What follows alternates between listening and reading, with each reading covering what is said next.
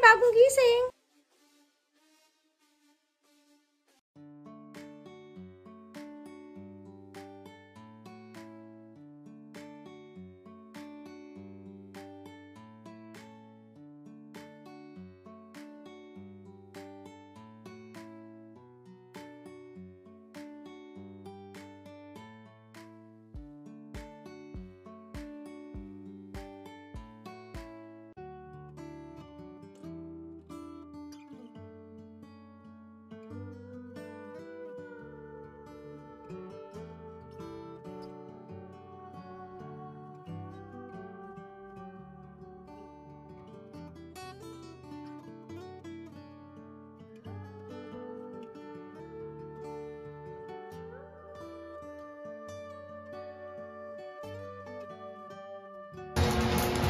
Ganito rin ba kayo guys? Tsaka kayo magtitiglo pag nilalabhan na kayo.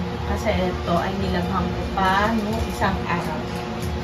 After neto, pero relax lang na sa washing. After neto, maliligo na ako. Kasi sobrang oily na ng buhok ko.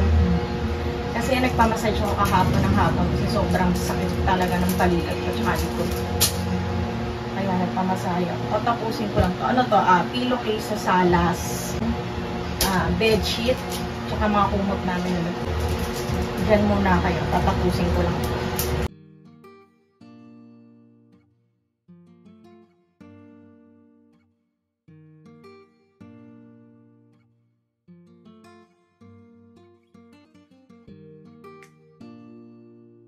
Tapos na ako magtiklop, guys.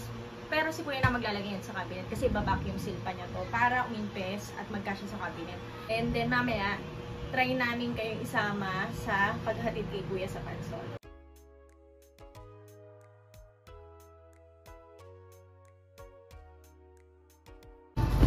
Guys, ako may arte sa pagsasampay. Ang pagsasampay ko depende sa may-ari ng damit. Ang una isasampay, akin, pangalawa kay Kuya, sunod kay ate, last kay bebe.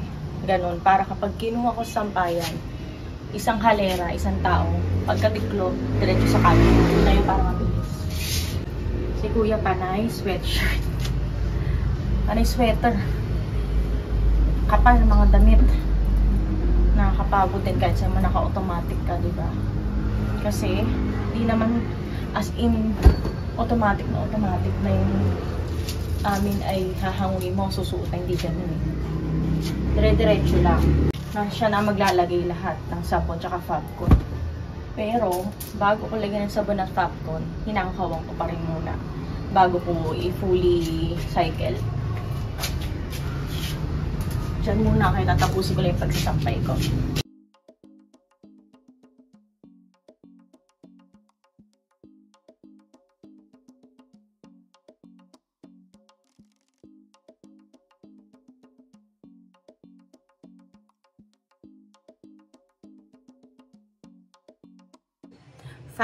Hindi pa ako tapos maglaba. Maghahatid pa ako mamayang 7 PM sa resort sa Pansol.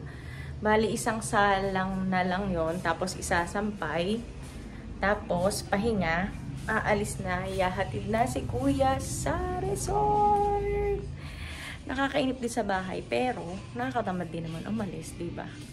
Kami ay baka sa labas na lang kumain kasi hindi na ako nakaluto. Andiyan muna kayo, guys.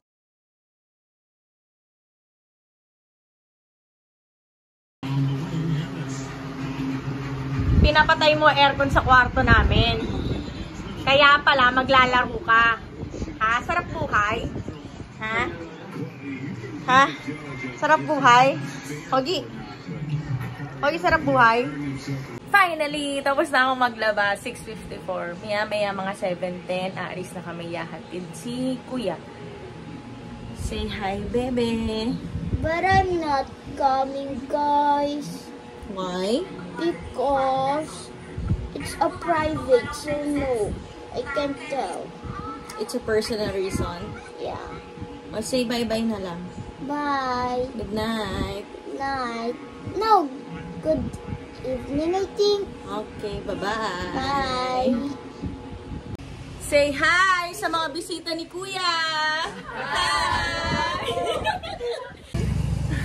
Alis na kami guys. Nahiya na naman ang aking ate. Eh ang nanay makapalang moves, di ba?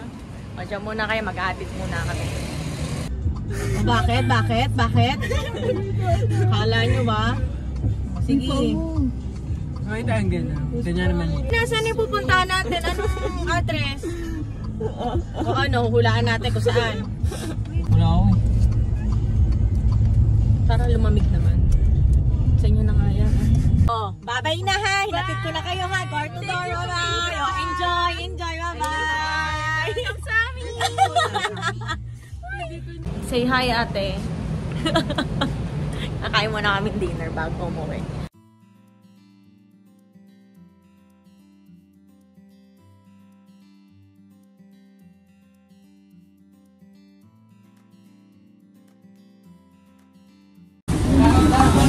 Namin si ate. Hindi ako totoo. Hindi na yung baby.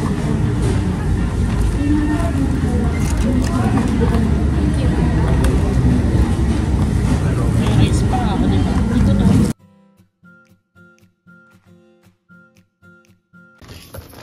Here's your McDo. Akala ko filet lang. Bakit may nuggets pa tsaka fries? Ah! Tsaka spaghetti. It's for midnight snack when Kuya gets home. Okay. Eat well. Thank you, Mommy. Bye-bye. Hi guys. Time check. 12:28.